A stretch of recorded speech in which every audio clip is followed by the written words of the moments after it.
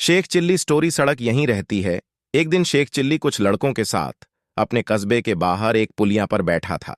तभी एक सज्जन शहर से आए और लड़कों से पूछने लगे, क्यों भाई, शेख साहब के घर को कौन सी सड़क गई है?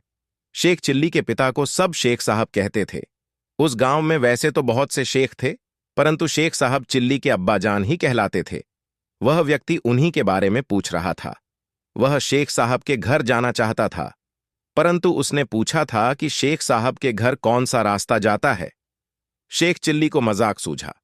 उसने कहा, क्या आप ये पूछ रहे हैं कि शेख साहब के घर कौन सा रास्ता जाता है?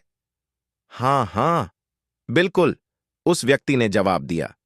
इससे पहले कि कोई लड़का बोले, शेख चिल्ली बोल पड़ा, इन तीनों में से कोई भी रास्ता नहीं जाता। तो कौन सा रास्ता जाता है? कोई नहीं। क्या कहते हो बेटे, शेख साहब का यही गांव है ना? वह इसी गांव में रहते हैं ना? हाँ, रहते तो इसी गांव में हैं।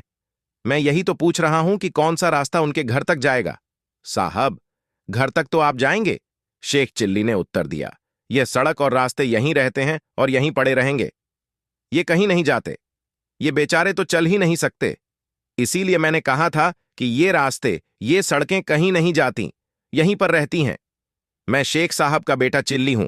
मैं वह रास्ता बताता हूं जिस पर चलकर आप घर तक पहुंच जाएंगे। अरे बेटा चिल्ली, वह आदमी प्रसन्न होकर बोला, तू तो वाकई बड़ा समझदार और बुद्धिमान हो गया है। तू छोटा सा था जब मैं गांव आया था। मैंने गोद में खिलाया है तुझे। चल बेटा, घर चल मेरे साथ। तेरे अब्बा शेख साहब मेरे लंगोटियां यार हैं और मैं तेरे रिश्ते की बात करने आया हूं। मेरी बेटी तेरे लायक है। तुम दोनों की जोड़ी अच्छी रहेगी। अब तो मैं तुम दोनों की सगाई करके ही जाऊंगा। शेख चिल्ली उस सज्जन के साथ हो लिया और अपने घर ले गया। आगे चलकर वह सज्जन शेख चिल्ली के ससुर बन गए।